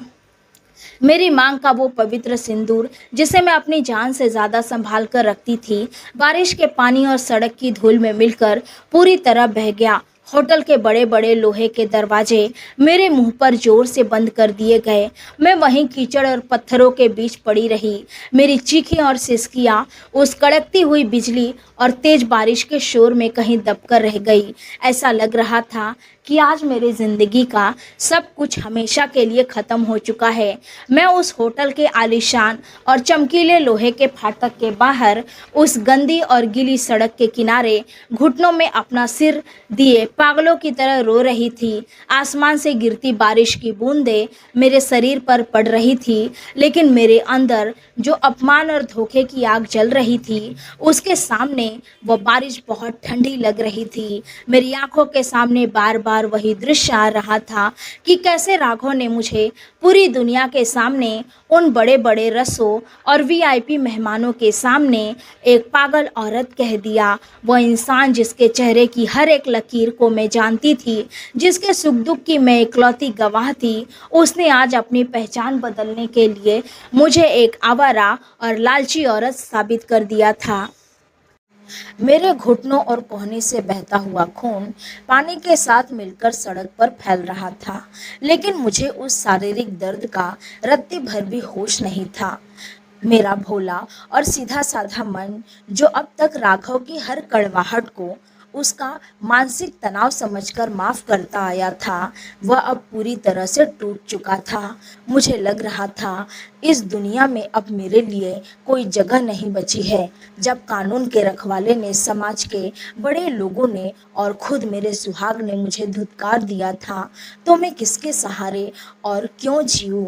मैं अपनी ज़िंदगी को ख़त्म करने के बारे में सोचने लगी थी कि तभी अचानक एक अजीब सी हलचल हुई। मेरे रोने की सिसकियों के बीच मुझे अपने सामने किसी के आकर खड़े होने का एहसास हुआ। मैंने धीरे धीरे अपनी भारी और सूजी हुई आंखों को ऊपर उठाया।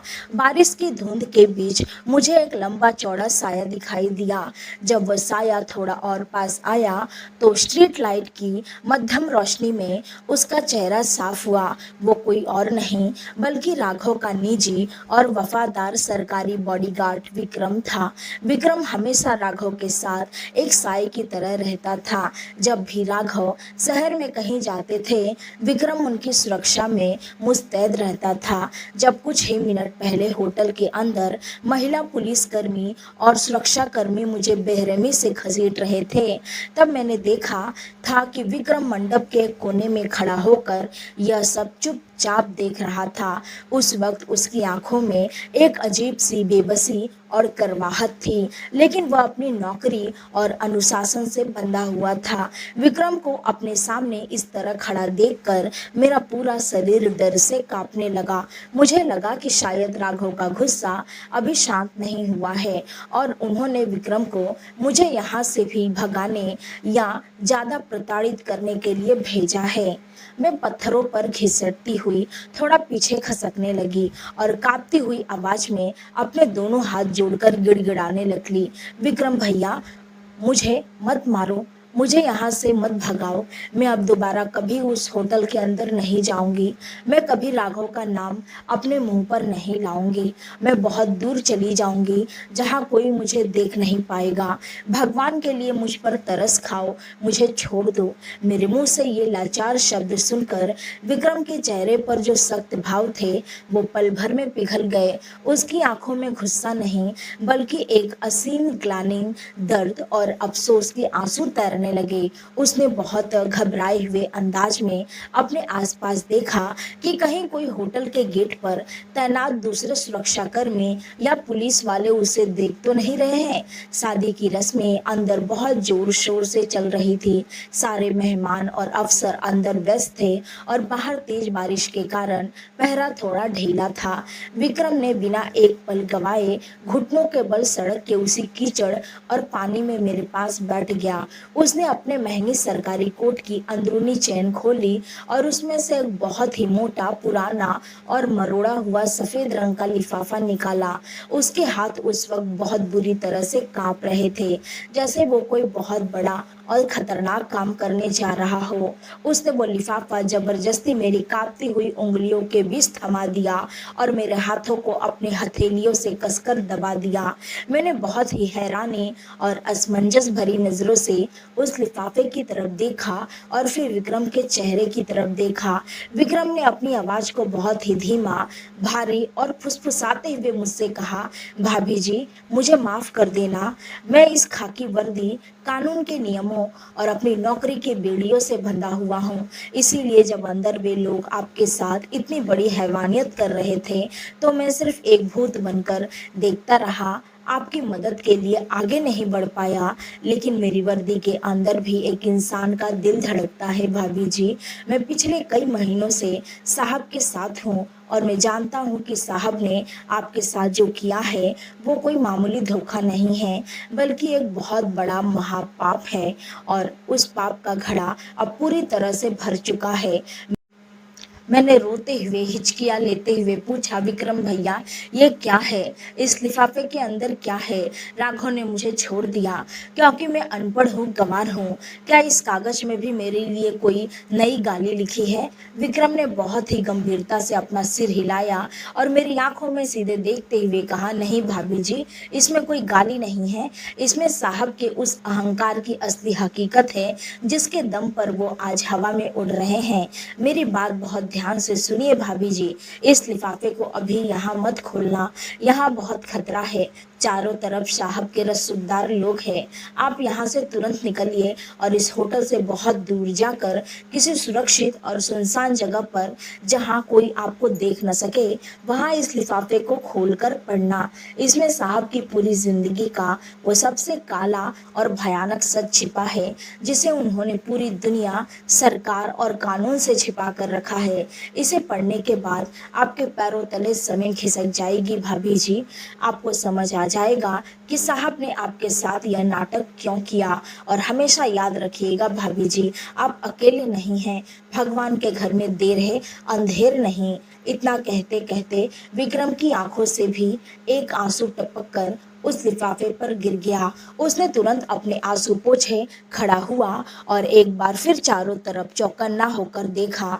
वो बिना मेरी कोई और बात सुने तेज कदमों से पलटकर होटल के उस बड़े और चमकीले गेट के अंदर अंधेरे में गायब हो गया। मैं उस गीली और ठंडी सड़क पर अकेले बैठी रह गई। मेरे एक हाथ में वो भारी और रहस्यमय लिफाफा था और दूसरे हाथ में मैं जमीन का सहारा लिए खड़ी होने की कोशिश कर रही थी। लिफाफा छूने में काफी मोटा लग रहा था और उस पर किसी पुरानी सरकारी फाइल का कोई आधिकारिक लोगो या मुहर जैसी आकृति छपी हुई महसूस हो रही थी।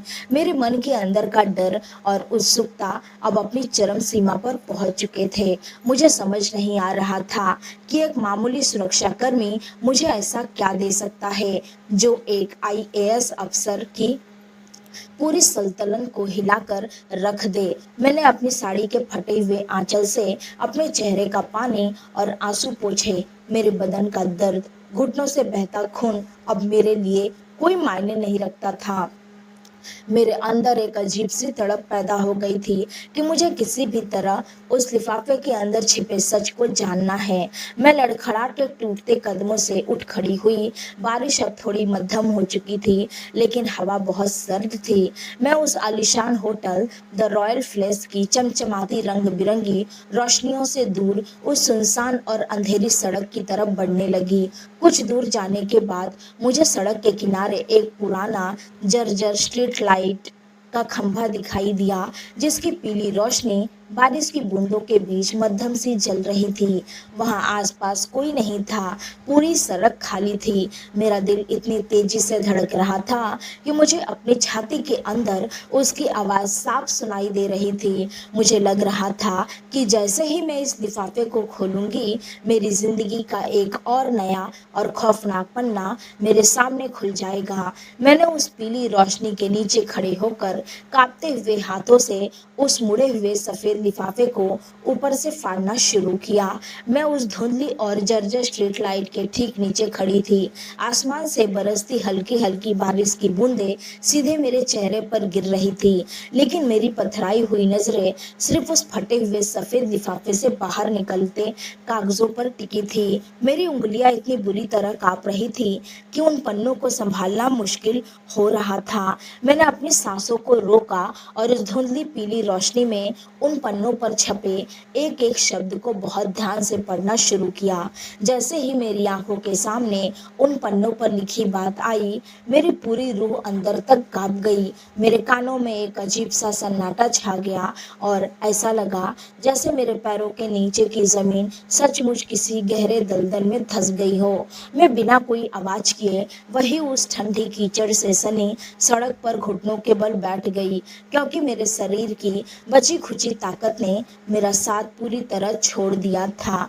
उस लिफाफे के अंदर जो कागजात थे वे कोई मामूली चिट्ठी नहीं थी, बल्कि वो हमारे देश की सबसे प्रतिष्ठित परीक्षा और राघव के आईएएस बनने के पीछे का असली घिनौना और खौफनाक सच था। राघव कभी अपनी मेहनत, अपनी काबिलियत या दिन रात की पढ़ाई के दम पर पास नहीं हुए थे। मुख्य परीक्षा और इंटरव्यू के दौरान उन्होंने स्वाति के पिता, जो इस देश के बहुत बड़े रसूखदार और रोंगटे खड़े कर देने वाले शिक्षा माफिया के सरगना थे, उनके साथ मिलकर करोड़ों रुपए की रिश्वत दी थी और पूरा का पूरा पेपर लीक करवाया था। फाइल में साफ साफ अक्षरों में पुलिस की जांच रिपोर्ट और कोर्ट के कुछ गुप्त आदेशों की कापियां लगी थी, जिनमें यह दर्ज था कि राघव की जो पूरे देश में इतनी ऊंची रैंक आई थी, वो पूरी तरह से फर्जी और पैसों की बदौलत खरीदी गई थी। स्वाति के पिता को एक ऐसे पढ़े लिखे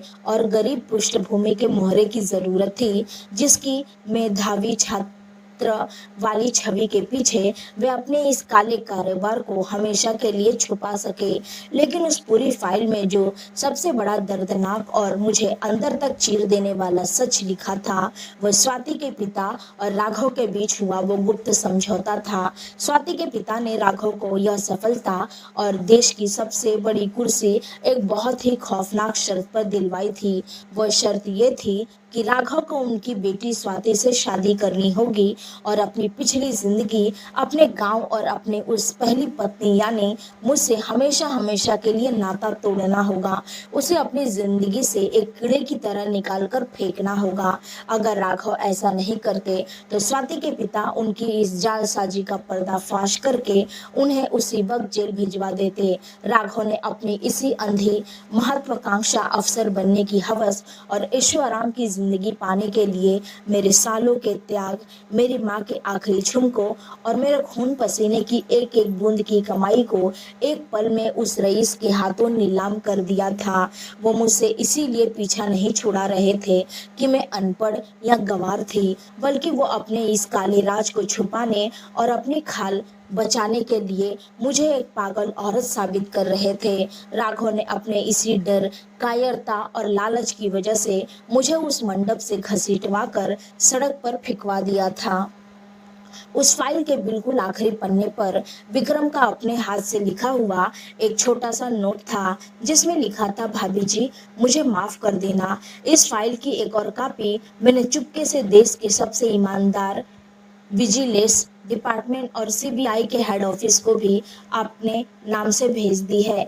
अब तक वे लोग साहब के खिलाफ पुख्ता सबूत न होने के कारण हाथ नहीं डाल पा रहे थे, लेकिन इस असली फाइल के मिलते ही उनका रास्ता साफ हो गया है। बस इस पूरे केस को अदालत में टिकाए रखने के लिए आपकी गवाही और आपके बयानों की सख्त जरूरत थी। खून पसीने की एक एक बूंद की कमाई को एक पल में उस रईस के हाथों नीलाम कर दिया था।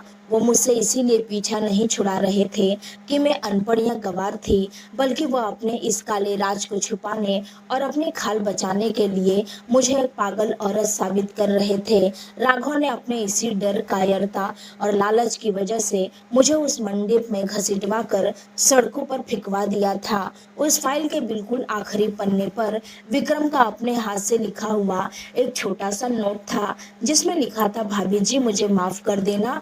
इस फाइल की एक और कॉपी मैंने चुपके से देश के सबसे ईमानदार विजिलेंस डिपार्टमेंट और सीबीआई के हेड ऑफिस को भी अपने नाम से भेज दी है। अब तक वे लोग साहब के खिलाफ पुख्ता सबूत न होने के कारण हाथ नहीं डाल पा रहे थे, लेकिन इस असली फाइल के मिलते ही उनका रास्ता साफ हो गया है।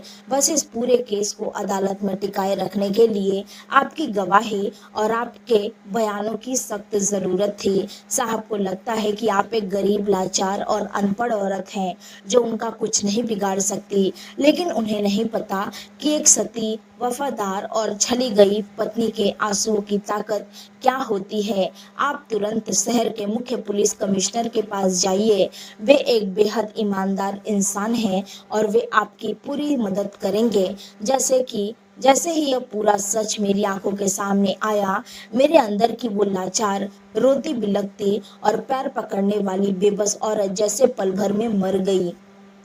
मेरे आंसुओं का बहना पूरी तरह बंद हो गया और उनकी जगह मेरे आंखों में एक अजीब सा गुस्सा, प्रतिशोध और न्याय की भयानक आग सुलगने लगी। मेरी कोहनी और घुटनों से बहते खून का दर्द अब गायब हो चुका था। मैंने उस भारी फाइल को अपने फटी हुई साड़ी के आंचल में बहुत कसकर लपेट लिया और बिना अपनी चप्पलों की परवाह किए नंगे पैर उस तूफानी रात में सीधे शहर के मुख्य पुलिस कमिश्नर के दफ्तर की तरफ दौड़ पड़ी, जिसका गुप्त पता विक्रम ने उस नोट के नीचे साफ साफ लिखा रखा था।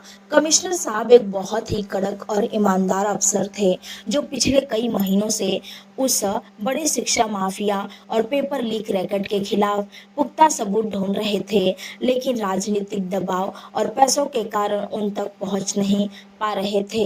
जब मैं आधी रात को फटे कपड़ों में कीचड़ से लथपथ खून के निशान के साथ उनके आलीशान दफ्तर के अंदर दाखिल हुई और वो भारी फाइल उनके चमचमाते हुए टेबल पर रखी थी, तो उस फाइल को देखते ही कमिश्नर साहब के पैरों तले जमीन खिसक गई।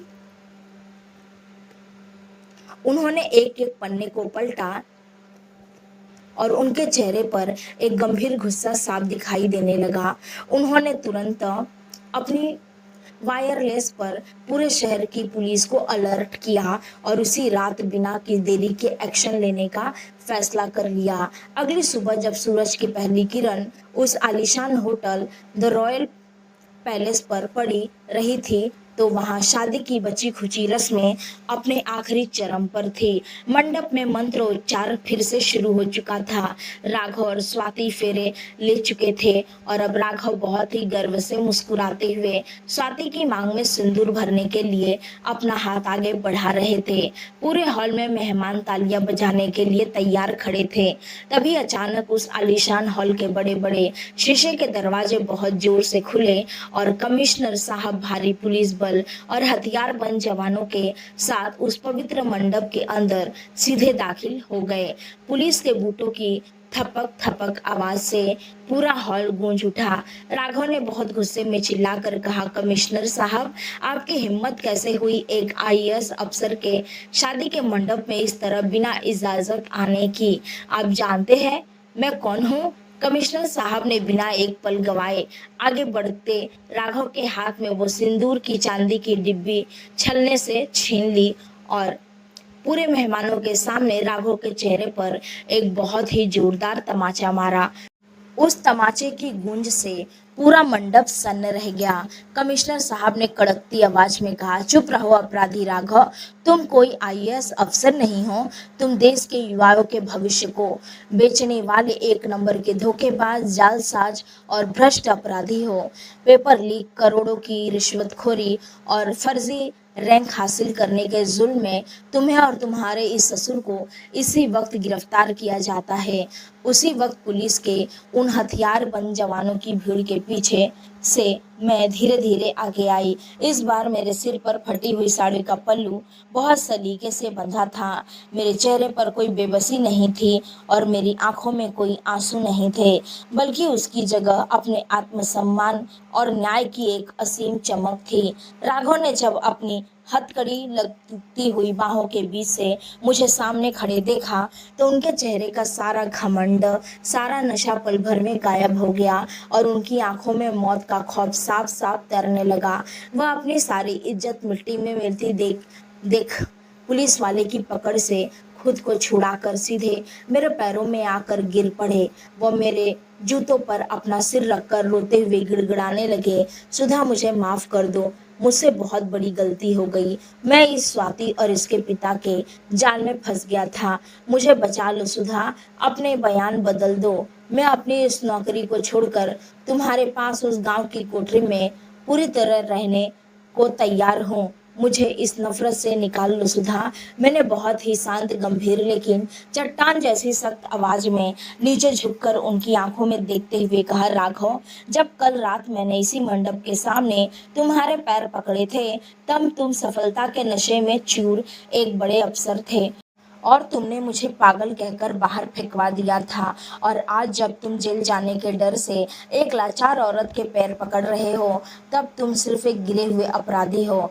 तुमने मुझे मेरी गरीबी, मेरे फटे कपड़ों और मेरे अनपढ़ होने का ताना दिया था ना, लेकिन आज तुम्हारी उसी अनपढ़ पत्नी ने अपने उसी पवित्र सुहाग के सिंदूर की कसम खाकर तुम्हें तुम्हारी असली और सही जगह तक पहुंचा दिया है। कानून गवार हो सकता है राघव, लेकिन एक औरत का त्याग कभी गवार नहीं होता। पुलिस ने बिना किसी दया के राघव और स्वाति के पिता की पीठ पर हाथ बांधकर हथकड़ी लगाई और पूरे रईस, मेहमानों, मीडिया के कैमरों और चमकती हुई फ्लैशलाइट के सामने उन्हें घसीटते हुए होटल के मुख्य दरवाजे से बाहर निकालकर सरकारी गाड़ी में डाल दिया। जो होटल कुछ घंटों पहले तक राघव के अहंकार और शहनाइयों की गूंज से चमक रहा था, आज वहां सिर्फ एक भयानक सन्नाटा और बदनामी का साया पसरा हुआ था। स्वाति अपने भारी लहंगे को संभालते हुए मंडप के कोने में बैठकर रो रही थी। मैंने होटल के उस बड़े दरवाजे से बाहर कदम रखा। आसमान में अब काले बादल पूरी तरह से छाट चुके थे, बारिश बंद हो चुकी थी और घर सुबह के सूरज की एक बहुत ही खूबसूरत सुनहरी और नई किरण सीधे मेरे चेहरे पर पड़ रही थी। मैंने अपनी उंगलियों से अपने माथे पर लगे उस अधूरे गंदे सिंदूर को हमेशा के लिए पोंछकर साफ कर दिया, क्योंकि अब मुझे अपनी जिंदगी जीने के लिए किसी ऐसे सुहाग या किसी ऐसे नाम के सहारे की जरूरत नहीं थी जो दूसरों के आंसुए, धोखे और फरेब की खोखली बुनियाद पर खड़ा हो। मैंने अपने हाथों की उन कटी फटी उंगलियों को देखा जिनसे अब पसीने की नहीं बल्कि एक आजाद और आत्मसम्मान से भरी औरत की खुशबू आ रही थी। मैंने अपने जीवन को एक नए सिरे से पूरी गरिमा और सर उठाकर जीने का फैसला किया, क्योंकि न्याय की इस जंग में जीत किसी पद की नहीं बल्कि एक सच्चे इंसान के पवित्र आत्मसम्मान की हुई थी। अगर आपको सुधा के स्वाभिमान और न्याय की यह दिल को छू लेने वाली कहानी पसंद आई हो तो इस वीडियो को लाइक करें, अपने दोस्तों के साथ शेयर करें और ऐसे ही और भी बेहतरीन सस्पेंस और जज्बातों से भरी कहानियों के लिए हमारे चैनल को सब्सक्राइब करना न भूलें। कमेंट में अपनी राय ज़रूर दें, क्या सुधा ने राघव को सजा दिलाकर सही किया? मिलते हैं अगली एक और झकझोर देने वाली कहानी के साथ, तब तक के लिए धन्यवाद।